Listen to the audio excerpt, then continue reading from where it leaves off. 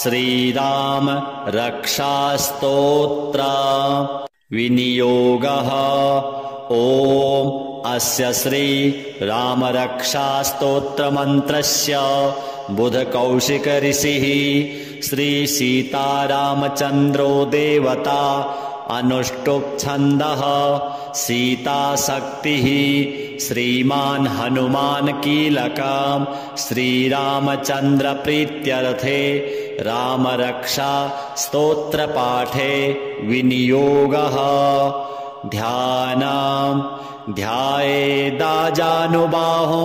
धृतशरधनुषं बद्धपद्मासनस्थम् पीतं वासो वसानं नवकमलदल स्पर्धिनेत्रं प्रसन्नं वामाङ्कारूढ सीता मुखकमल मिलल्लोचनं नीरदाभं नानालङ्कारदीप्तं दधतमुरुजटा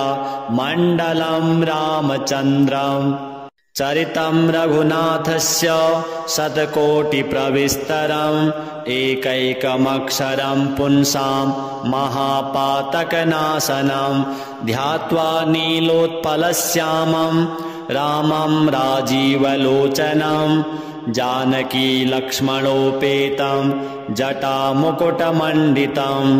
शासितूणधनुर्बाण पाणिं नक्तं चरान्तकं स्वलीलया जगत्त्रातुम् आविर्भूतमजं विभुं रामरक्षां पठेत् प्राज्ञः पापघ्नीं सर्वकामदां शिरो मे राघवः पातु भालं दशरथात्मजः कौसल्येयो दृशो पातु विश्वामित्रप्रियः श्रुति घ्राणं पातु मखत्राता मुखं सौमित्रिवत्सलः जिह्वां विद्यानिधिः पातु कण्ठं भरतवन्दितः स्कन्धौ दिव्यायुधः पातु भुजौ भग्नेशकार्मुकः करौ सीतापतिः पातु हृदयं जामदग्न्यजित् मध्यं पातु खरध्वंसी नाभिं जाम्बवदाश्रयः सुग्रीवेशः कटी पातु सक्थिनी हनुमत्प्रभुः ऊरू रघुत्तमः पातु रक्षः कुलविनाशकृत् जानुनी सेतुकृत् पातु जङ्घे दशमुखान्तकः पादौ विभीषणश्रीदः पातु रामोऽखिलं वपुः एतां रामबलोपेतां रक्षां यः सुकृती पठेत् सचिरायुः सुखी पुत्री विजयी विनयी भवेत् पातालभूतलव्योम चारिणश्छद्मचारिणः न द्रष्टुमपि शक्तास्ते रक्षितं रामनामभिः रामेति रामभद्रेति रामचन्द्रेति वा स्मरन् नरो न लिप्यते पापैर्भुक्तिं मुक्तिं च विन्दति जगज्जैत्रैकमन्त्रेण रामनाम्नाभिरक्षितं यः कण्ठे धारयेत् तस्य करस्थाः सर्वसिद्धयः वज्रपञ्जरनामेदं यो रामकवचं स्मरेत् अव्याहताज्ञः सर्वत्र लभते जयमङ्गलम् आदिष्टवान् यथा स्वप्ने राम रक्षामि हरः तथा लिखितवान् प्रातः प्रबुद्धौ बुधकौशिकः आरामः कल्पवृक्षाणां विरामः सकलापदाम् अभिरामस्त्रिलोकानां रामः श्रीमान् स नः प्रभुः तरुणौ रूपसम्पन्नौ सुकुमारौ महाबलौ पुण्डरीकविशालाक्षौ चीरकृष्णाजिनाम्बरौ फलमूलाशिनौ दान्तौ तापसौ ब्रह्मचारिणौ पुत्रौ दशरथस्यैतौ भ्रातरौ रामलक्ष्मणौ शरण्यौ सर्वसत्त्वानां श्रेष्ठौ सर्वधनुष्मतां रक्षः कुलनिहन्तारौ त्रायेतां नो रघुत्तमौ आत्तसज्जधनुषा विशुस्पृशा वक्ष्या सुगनिसङ्गसङ्गिनौ रक्षणाय मम राम लक्ष्मणा वग्रतः पथि सदैव गच्छताम् सन्नद्धः कवची खड्गी चापबाणधरो युवा गच्छन् मनोरथान्नश्च रामः पातु स लक्ष्मणः रामो दाशरथिः शूरो लक्ष्मणानुचरो बली काकुत्स्थः पुरुषः पूर्णः कौशल्येयो रघुत्तमः वेदान्तवेद्यो यज्ञेशः पुराणपुरुषोत्तमः जानकी वल्लभः श्रीमान् अप्रमेयपराक्रमः इत्येतानि जपन् नित्यं मद्भक्तः श्रद्धयान्वितः अश्वमेधाधिकं पुण्यं सम्प्राप्नोति न संशयः रामं दूर्वादलश्यामं पद्माक्षं पीतवाससं स्तुवन्ति नामभिर्दिव्यैर्न ते संसारिणो नराः रामं लक्ष्मणपूर्वजं रघुवरं सीतापतिं सुन्दरं काकुत्स्थं करुणार्णवं गुणनिधिं विप्रप्रियं धार्मिकं राजेन्द्रं सत्यसन्धं दशरथतनयं श्यामलं शान्तमूर्तिं वन्दे लोकाभिरामं रघुकुलतिलकं राघवं रावणारिम् रामाय रामभद्राय रामचन्द्राय वेधसे रघुनाथाय नाथाय सीतायाः पतये नमः श्रीराम राम रघुनन्दन राम राम श्रीराम राम भरताग्रज राम राम श्रीराम राम रणकर्कश राम राम श्रीराम राम शरणं भव राम राम श्रीरामचन्द्र चरणौ मनसा स्मरामि श्रीरामचन्द्र चरणौ वचसा गृह्णामि श्रीरामचन्द्र चरणौ शिरसा नमामि श्रीरामचन्द्र चरणौ शरणं प्रपद्ये माता रामो मत्पिता रामचन्द्रः स्वामी रामो मत्सखा रामचन्द्रः सर्वस्वं मे रामचन्द्रो दयालुर्नान्यं जाने नैव जाने न जाने दक्षिणे लक्ष्मणो यस्य वामे च जनकात्मजा पुरतो मारुतिर्यस्य तं वन्दे रघुनन्दनम् लोकाभिरामं रणरङ्गधीरं राजीवनेत्रं रघुवंशनाथं कारुण्यरूपं करुणाकरं तं श्रीरामचन्द्रं शरणं प्रपद्ये मनोजवं मारुततुल्यवेगं जितेन्द्रियं बुद्धिमतां वरिष्ठं वातात्मजं वानरयोथमुख्यं श्रीरामदूतं शरणं प्रपद्ये कूजन्तं राम रामेति मधुरं मधुराक्षरम् आरुह्य कविताशाखां वन्दे वाल्मीकिकोकिलम् आपदामपहर्तारं दातारं सर्वसम्पदां लोकाभिरामं श्रीरामं भूयो भूयो नमाम्यहम् भर्जनं भवबीजानाम् अर्जनं सुखसम्पदां तर्जनं यमदूतानां राम रामेति गर्जनम् रामो राजमणिः सदा विजयते रामं रमेशं भजे रामेणाभिहता निशाचरचमु रामाय तस्मै नमः रामान्नास्ति परायणं परतरं रामस्य दासोऽस्म्यहं रामे चित्तलयः सदा भवतु मे भो राम मामुद्धर राम रामेति रामेति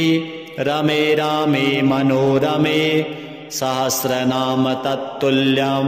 राम नाम वरानने श्रीसीतारामार्पणमस्तु चरितं रघुनाथस्य शतकोटिप्रविस्तरम् एकैकमक्षरं पुंसां महापातकनाशनं ध्यात्वा नीलोत्पलश्यामं रामं राजीवलोचनं जानकी लक्ष्मणोपेतं जटामुकुटमण्डितं शासितूणधनुर्बाण पाणिं नक्तं चरान्तकं स्वलीलया जगत्त्रातुम् आविर्भूतमजं विभुं रामरक्षां पठेत् प्राज्ञः पापघ्नीं सर्वकामदां शिरो मे राघवः पातु भालं दशरथात्मजः कौसल्येयो दृशो पातु विश्वामित्रप्रियः श्रुति घ्राणं पातु मखत्राता मुखं सौमित्रिवत्सलः जिह्वां विद्यानिधिः पातु कण्ठं भरतवन्दितः स्कन्धौ दिव्यायुधः पातु भुजौ भग्नेशकार्मुकः करौ सीतापतिः पातु हृदयं जामदग्न्यजित् मध्यं पातु खरध्वंसी नाभिं जाम्बवदाश्रयः सुग्रीवेशः कटी पातु सक्थिनी हनुमत्प्रभुः ऊरू रघुत्तमः पातु रक्षः कुलविनाशकृत् जानुनी सेतुकृत् पातु जङ्घे दशमुखान्तकः पादौ विभीषणश्रीदः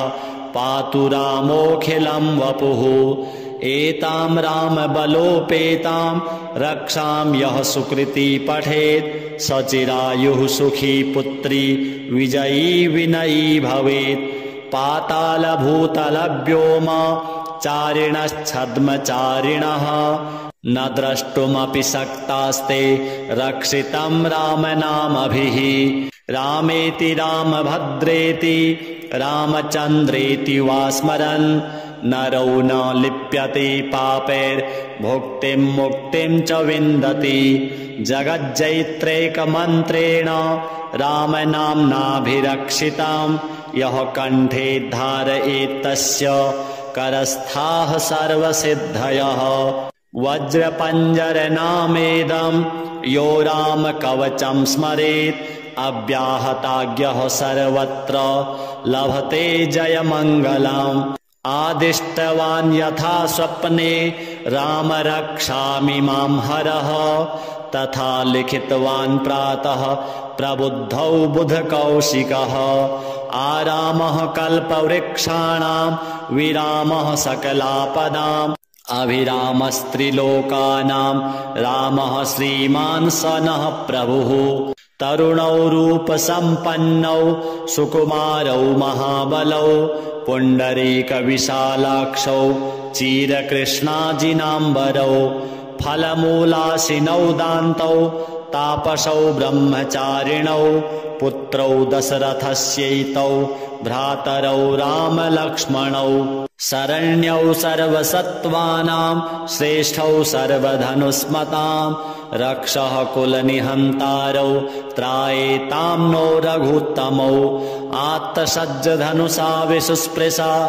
वक्ष्या सुगनिसङ्गसङ्गिनौ रक्षणाय मम रामलक्ष्मणा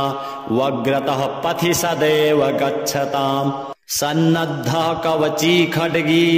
चापबाणधरो युवा गच्छन्मनोरथान्नश्च रामः पातु स लक्ष्मणः रामो दाशरथिः शूरो लक्ष्मणानुचरो बली काकुत्स्थः पुरुषः पूर्णः कौसल्येयो रघुत्तमः वेदान्तवेद्यो यज्ञेशः पुराणपुरुषोत्तमः जानकी वल्लभः श्रीमान् अप्रमेयपराक्रमः इत्येतानि जपन्नित्यं मद्भक्तः श्रद्धयान्वितः अश्वमेधाधिकं पुण्यं सम्प्राप्नोति न संशयः रामं दूर्वादलश्यामं पद्माक्षं पीतवाससं स्तुवन्ति नामभिर्दिव्यैर्न ते संसारिणो नराः रामं लक्ष्मणपूर्वजं रघुवरं सीतापतिं सुन्दरं काकुत्स्थं करुणार्णवं गुणनिधिं विप्रप्रियं धार्मिकं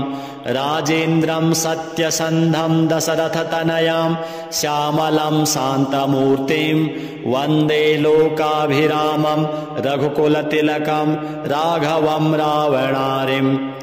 रामाय रामभद्राय रामचन्द्राय वेधसे रघुनाथाय नाथाय सीतायाः पतये नमः। श्रीराम राम रघुनन्दन राम राम श्रीराम राम भरताग्रज राम राम श्रीराम राम रणकर्कश राम राम श्रीराम राम शरणं भव राम राम। श्रीरामचन्द्र चरणौ मनसा स्मरामि श्रीरामचन्द्र चरणौ वचसा गृह्णामि श्रीरामचन्द्र चरणौ शिरसा नमामि श्रीरामचन्द्र चरणौ शरणं प्रपद्ये। माता रामो मत्पिता रामचन्द्रः स्वामी रामो मत्सखा रामचन्द्रः सर्वस्वं मे रामचन्द्रो दयालुर्नान्यं जाने नैव जाने न जाने। दक्षिणे लक्ष्मणो यस्य वामे च जनकात्मजा पुरतो मारुतिर्यस्य तं वन्दे रघुनन्दनम्। लोकाभिरामं रणरङ्गधीरं राजीवनेत्रं रघुवंशनाथं कारुण्यरूपं करुणाकरं तं श्रीरामचन्द्रं शरणं प्रपद्ये। मनोजवं मारुततुल्यवेगं जितेन्द्रियं बुद्धिमतां वरिष्ठं वातात्मजं वानरयूथमुख्यं श्रीरामदूतं शरणं प्रपद्ये। कूजन्तं राम रामेति मधुरं मधुराक्षरम् आरुह्य कविताशाखां वन्दे वाल्मीकिकोकिलम्। आपदामपहर्तारं दातारं सर्वसम्पदां लोकाभिरामं श्रीरामं भूयो भूयो नमाम्यहम्। भर्जनं भवबीजानाम् अर्जनं सुखसम्पदां तर्जनं यमदूतानां राम रामेति गर्जनम्। रामो राजमणिः सदा विजयते रामं रमेशं भजे रामेणाभिहता निशाचरचमू रामाय तस्मै नमः। रामान्नास्ति परायणं परतरं रामस्य दासोऽस्म्यहम्। रामे चित्तलयः सदा भवतु मे भो राम मामुद्धर। राम रामेति रामेति रमे रामे मनोरमे सहस्रनाम तत्तुल्यं राम नाम वरानने। श्रीसीतारामार्पणमस्तु। चरितं रघुनाथस्य शतकोटिप्रविस्तरम् एकैकमक्षरं पुंसां महापातकनाशनं ध्यात्वा नीलोत्पलश्यामं रामं राजीवलोचनं जानकी लक्ष्मणोपेतं जटामुकुटमण्डितं शासितूणधनुर्बाण पाणिं नक्तं चरान्तकं स्वलीलया जगत्त्रातुम् आविर्भूतमजं विभुं। राम रक्षां पठेत् प्राज्ञः पापघ्नीं सर्वकामदां शिरो मे राघवः पातु भालं दशरथात्मजः। कौसल्येयो दृशो पातु विश्वामित्रप्रियः श्रुति घ्राणं पातु मखत्राता मुखं सौमित्रिवत्सलः। जिह्वां विद्यानिधिः पातु कण्ठं भरतवन्दितः स्कन्धौ दिव्यायुधः पातु भुजौ भग्नेशकार्मुकः। करौ सीतापतिः पातु हृदयं जामदग्न्यजित् मध्यं पातु खरध्वंसी नाभिं जाम्बवदाश्रयः। सुग्रीवेशः कटी पातु सक्थिनी हनुमत्प्रभुः ऊरू रघुत्तमः पातु रक्षः कुलविनाशकृत्। जानुनी सेतुकृत् पातु जङ्घे दशमुखान्तकः पादौ विभीषणश्रीदः पातु रामोऽखिलं वपुः। एतां रामबलोपेतां रक्षां यः सुकृती पठेत् स चिरायुः सुखी पुत्री विजयी विनयी भवेत्। पातालभूतलव्योम चारिणश्छद्मचारिणः न द्रष्टुमपि शक्तास्ते रक्षितं रामनामभिः रामेति रामभद्रेति रामचन्द्रेति वा स्मरन् नरो न लिप्यते पापैर्भुक्तिं मुक्तिं च विन्दति जगज्जैत्रैकमन्त्रेण रामनाम्नाभिरक्षितं यः कण्ठे धारयेत् तस्य करस्थाः सर्वसिद्धयः वज्रपञ्जरनामेदं यो रामकवचं स्मरेत् अव्याहताज्ञः सर्वत्र लभते जयमङ्गलम् आदिष्टवान् यथा स्वप्ने राम रक्षामि मां हरः तथा लिखितवान् प्रातः प्रबुद्धौ बुधकौशिकः आरामः कल्पवृक्षाणां विरामः सकलापदाम् अभिरामस्त्रिलोकानां रामः श्रीमान् स नः प्रभुः तरुणौ रूपसम्पन्नौ सुकुमारौ महाबलौ पुण्डरीकविशालाक्षौ चीरकृष्णाजिनाम्बरौ फलमूलाशिनौ दान्तौ तापसौ ब्रह्मचारिणौ पुत्रौ दशरथस्यैतौ भ्रातरौ रामलक्ष्मणौ शरण्यौ सर्वसत्त्वानां श्रेष्ठौ सर्वधनुस्मतां रक्षः कुलनिहन्तारौ त्रायेतां नो रघुत्तमौ आत्तसज्जधनुषा विसुस्पृशा वक्ष्या सुगनिसङ्गसङ्गिनौ रक्षणाय मम रामलक्ष्मणा वग्रतः पथि सदैव गच्छताम् सन्नद्धः कवची खड्गी चापबाणधरो युवा गच्छन्मनोरथान्नश्च रामः पातु स लक्ष्मणः रामो दाशरथिः शूरो लक्ष्मणानुचरो बली काकुत्स्थः पुरुषः पूर्णः कौसल्येयो रघुत्तमः वेदान्तवेद्यो यज्ञेशः पुराणपुरुषोत्तमः जानकी वल्लभः श्रीमान् अप्रमेयपराक्रमः इत्येतानि जपन्नित्यं मद्भक्तः श्रद्धयान्वितः अश्वमेधाधिकं पुण्यं सम्प्राप्नोति न संशयः रामं दूर्वादलश्यामं पद्माक्षं पीतवाससं स्तुवन्ति नामभिर्दिव्यैर्न ते संसारिणो नराः रामं लक्ष्मणपूर्वजं रघुवरं सीतापतिं सुन्दरं काकुत्स्थं करुणार्णवं गुणनिधिं विप्रप्रियं धार्मिकं राजेन्द्रं सत्यसन्धं दशरथतनयं श्यामलं शान्तमूर्तिं वन्दे लोकाभिरामं रघुकुलतिलकं राघवं रावणारिम् रामाय रामभद्राय रामचन्द्राय वेधसे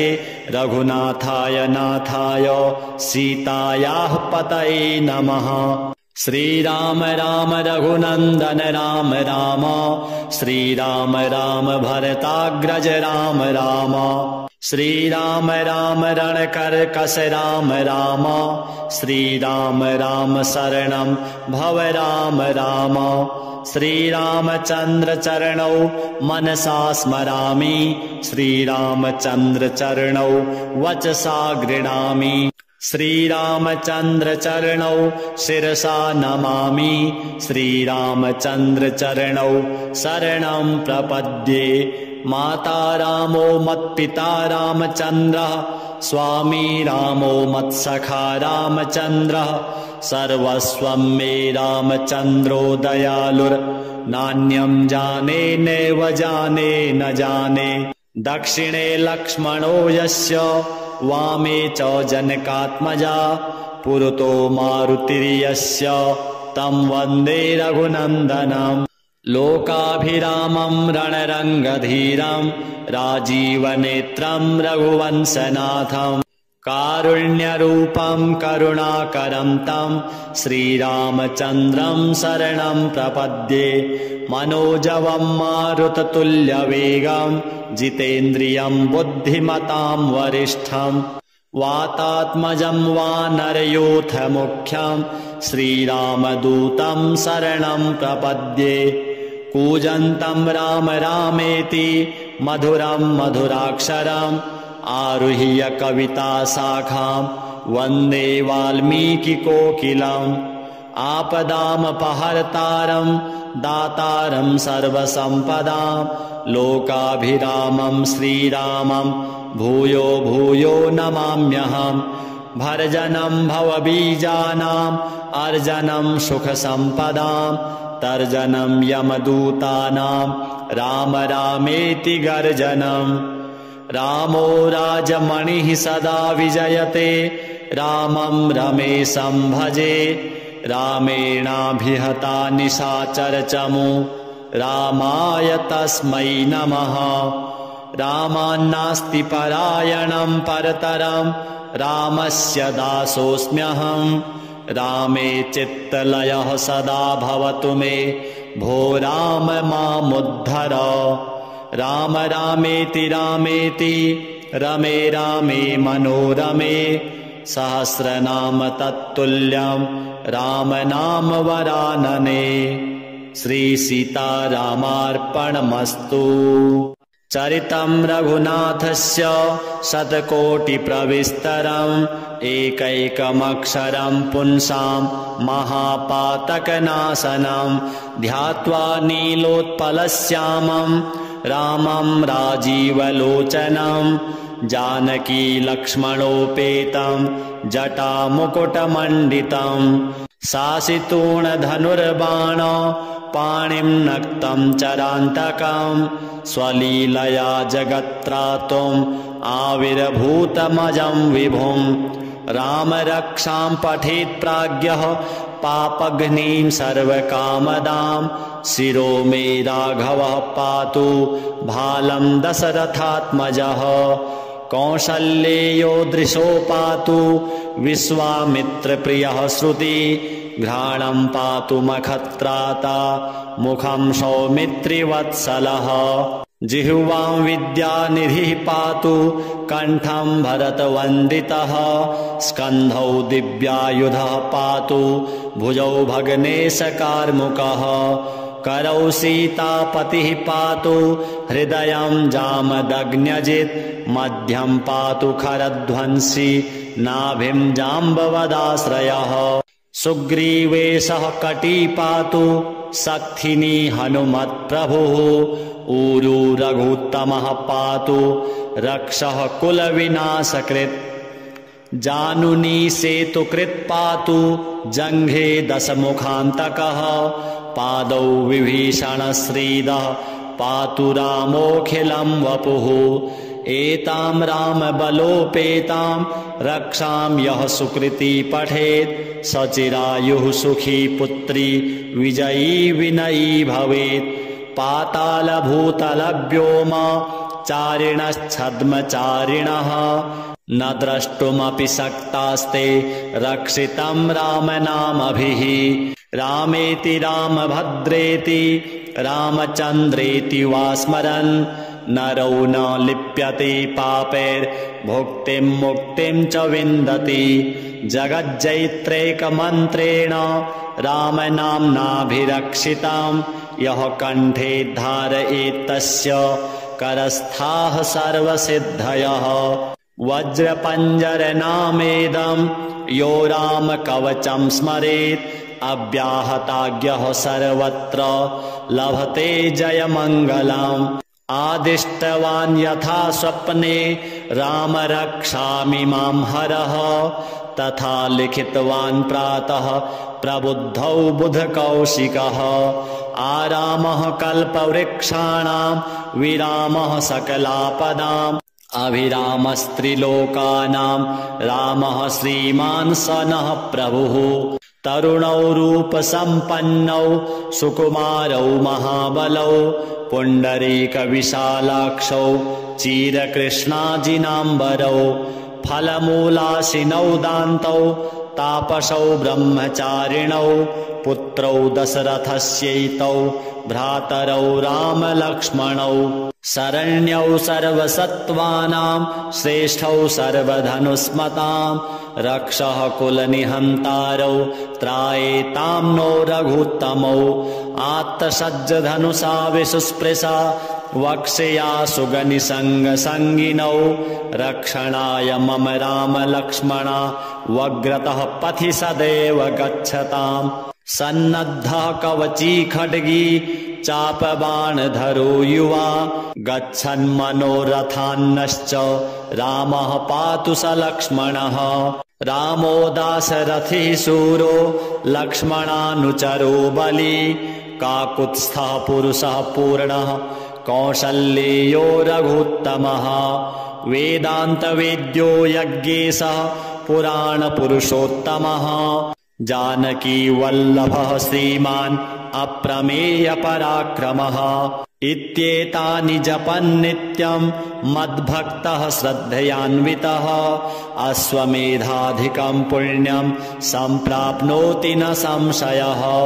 रामं दूर्वादलश्यामं पद्माक्षं पीतवाससं स्तुवन्ति नामभिर्दिव्यैर्न ते संसारिणो नराः रामं लक्ष्मणपूर्वजं रघुवरं सीतापतिं सुन्दरं काकुत्स्थं करुणार्णवं गुणनिधिं विप्रप्रियं धार्मिकं राजेन्द्रं सत्यसन्धं दशरथतनयं श्यामलं शान्तमूर्तिं वन्दे लोकाभिरामं रघुकुलतिलकं राघवं रावणारिम् रामाय रामभद्राय रामचन्द्राय वेधसे रघुनाथाय नाथाय सीतायाः पतये नमः श्रीराम राम रघुनन्दन राम राम श्रीराम राम भरताग्रज राम राम श्रीराम राम रणकर्कश राम राम श्रीराम राम शरणं भव राम राम श्रीरामचन्द्र चरणौ मनसा स्मरामि श्रीरामचन्द्र चरणौ वचसा गृह्णामि श्रीरामचन्द्र चरणौ शिरसा नमामि श्रीरामचन्द्र चरणौ शरणं प्रपद्ये माता रामो मत्पिता रामचन्द्रः स्वामी रामो मत्सखा रामचन्द्रः सर्वस्वं मे रामचन्द्रो दयालुर्नान्यं जाने नैव जाने न जाने दक्षिणे लक्ष्मणो यस्य वामे च जनकात्मजा पुरतो मारुतिर्यस्य तं वन्दे रघुनन्दनम् लोकाभिरामं रणरङ्गधीरं राजीवनेत्रं रघुवंशनाथं कारुण्यरूपं करुणाकरं तं श्रीरामचन्द्रं शरणं प्रपद्ये मनोजवं मारुततुल्यवेगं जितेन्द्रियं बुद्धिमतां वरिष्ठं वातात्मजं वानरयूथमुख्यं श्रीरामदूतं शरणं प्रपद्ये कूजन्तं राम रामेति मधुरं मधुराक्षरम् आरुह्य कविताशाखां वन्दे वाल्मीकिकोकिलम् आपदामपहर्तारं दातारं सर्वसम्पदां लोकाभिरामं श्रीरामं भूयो भूयो नमाम्यहम् भर्जनं भवबीजानाम् अर्जनं सुखसम्पदां तर्जनं यमदूतानां राम रामेति गर्जनम् रामो राजमणिः सदा विजयते रामं रमेशं भजे रामेणाभिहता निशाचरचमु रामाय तस्मै नमः रामान्नास्ति परायणं परतरं रामस्य दासोऽस्म्यहं रामे चित्तलयः सदा भवतु मे भो राम मामुद्धर राम रामेति रामेति रमे रामे मनोरमे सहस्रनाम तत्तुल्यं राम नाम वरानने श्री सीतारामार्पणमस्तु। चरितं रघुनाथस्य शतकोटिप्रविस्तरम् एकैकमक्षरं पुंसां महापातकनाशनं ध्यात्वा नीलोत्पलश्यामं रामं राजीवलोचनं जानकी लक्ष्मणोपेतं जटामुकुटमण्डितं शासितूणधनुर्बाण पाणिं नक्तं चरान्तकं स्वलीलया जगत्त्रातुम् आविर्भूतमजं विभुं राम रक्षां पठेत् प्राज्ञः पापघ्नीं सर्वकामदां शिरो मे राघवः पातु भालं दशरथात्मजः कौसल्येयो दृशो पातु विश्वामित्रप्रियः श्रुति घ्राणं पातु मखत्राता मुखं सौमित्रिवत्सलः जिह्वां विद्यानिधिः पातु कण्ठं भरतवन्दितः स्कन्धौ दिव्यायुधः पातु भुजौ भग्नेशकार्मुकः करौ सीतापतिः पातु हृदयं जामदग्न्यजित् मध्यं पातु खरध्वंसी नाभिं जाम्बवदाश्रयः सुग्रीवेशः कटी पातु सक्थिनी हनुमत्प्रभुः ऊरू रघुत्तमः पातु रक्षः कुलविनाशकृत् जानुनी सेतुकृत् पातु जङ्घे दशमुखान्तकः पादौ विभीषणश्रीदः पातु रामोऽखिलं वपुः एतां रामबलोपेतां रक्षां यः सुकृती पठेत् स चिरायुः सुखी पुत्री विजयी विनयी भवेत् पातालभूतलव्योम चारिणश्छद्मचारिणः न द्रष्टुमपि शक्तास्ते रक्षितं रामनामभिः रामेति रामभद्रेति रामचन्द्रेति वा स्मरन् नरो न लिप्यते पापैर्भुक्तिं मुक्तिं च विन्दति जगज्जैत्रैकमन्त्रेण रामनाम्नाभिरक्षितां यः कण्ठे धारयेत् तस्य करस्थाः सर्वसिद्धयः वज्रपञ्जरनामेदं यो रामकवचं स्मरेत् अव्याहताज्ञः सर्वत्र लभते जयमङ्गलम् आदिष्टवान् यथा स्वप्ने राम रक्षामि मां हरः तथा लिखितवान् प्रातः प्रबुद्धौ बुधकौशिकः आरामः कल्पवृक्षाणां विरामः सकलापदाम् अभिरामस्त्रिलोकानां रामः श्रीमान् स नः प्रभुः तरुणौ रूपसम्पन्नौ सुकुमारौ महाबलौ पुण्डरीकविशालाक्षौ चीरकृष्णाजिनाम्बरौ फलमूलाशिनौ दान्तौ तापसौ ब्रह्मचारिणौ पुत्रौ दशरथस्यैतौ भ्रातरौ रामलक्ष्मणौ शरण्यौ सर्वसत्त्वानां श्रेष्ठौ सर्वधनुस्मतां रक्षः कुलनिहन्तारौ त्रायेतां नो रघुत्तमौ आत्तसज्जधनुषा विसुस्पृशा वक्ष्या सुगनिसङ्गसङ्गिनौ रक्षणाय मम रामलक्ष्मणा वग्रतः पथि सदैव गच्छताम् सन्नद्धः कवची खड्गी चापबाणधरो युवा गच्छन्मनोरथान्नश्च रामः पातु स लक्ष्मणः रामो दाशरथिः शूरो लक्ष्मणानुचरो बली काकुत्स्थः पुरुषः पूर्णः कौसल्येयो रघुत्तमः वेदान्तवेद्यो यज्ञेशः पुराणपुरुषोत्तमः जानकी वल्लभः श्रीमान् अप्रमेयपराक्रमः इत्येतानि जपन्नित्यं मद्भक्तः श्रद्धयान्वितः अश्वमेधाधिकं पुण्यं सम्प्राप्नोति न संशयः रामं दूर्वादलश्यामं पद्माक्षं पीतवाससं स्तुवन्ति नामभिर्दिव्यैर्न ते संसारिणो नराः रामं लक्ष्मणपूर्वजं रघुवरं सीतापतिं सुन्दरं काकुत्स्थं करुणार्णवं गुणनिधिं विप्रप्रियं धार्मिकं राजेन्द्रं सत्यसन्धं दशरथतनयं श्यामलं शान्तमूर्तिं वन्दे लोकाभिरामं रघुकुलतिलकं राघवं रावणारिम् रामाय रामभद्राय रामचन्द्राय वेधसे रघुनाथाय नाथाय सीतायाः पतये नमः। श्रीराम राम रघुनन्दन राम राम श्रीराम राम भरताग्रज राम राम श्रीराम राम रणकर्कश राम राम श्रीराम राम शरणं भव राम राम श्रीरामचन्द्र चरणौ मनसा स्मरामि श्रीरामचन्द्र चरणौ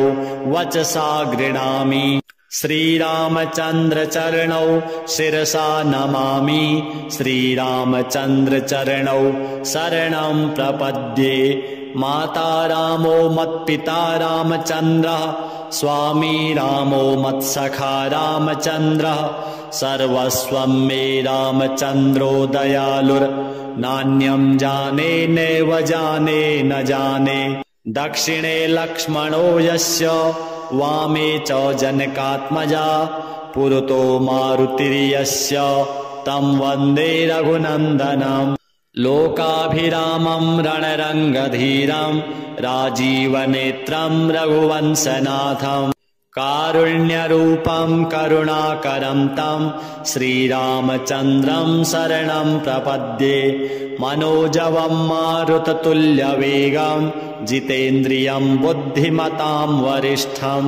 वातात्मजं वानरयूथमुख्यं श्रीरामदूतं शरणं प्रपद्ये। कूजन्तं राम रामेति मधुरं मधुराक्षरम् आरुह्य कविताशाखां वन्दे वाल्मीकिकोकिलम्। आपदामपहर्तारं दातारं सर्वसम्पदां लोकाभिरामं श्रीरामं भूयो भूयो नमाम्यहम्। भर्जनं भवबीजानाम् अर्जनं सुखसम्पदां तर्जनं यमदूतानां राम रामेति गर्जनम्। रामो राजमणिः सदा विजयते रामं रमेशं भजे रामेणाभिहता निशाचरचमू रामाय तस्मै नमः। रामान्नास्ति परायणं परतरं रामस्य दासोऽस्म्यहं रामे चित्तलयः सदा भवतु मे भो राम मामुद्धर। राम रामेति रामेति रमे रामे मनोरमे सहस्रनाम तत्तुल्यं राम नाम वरानने।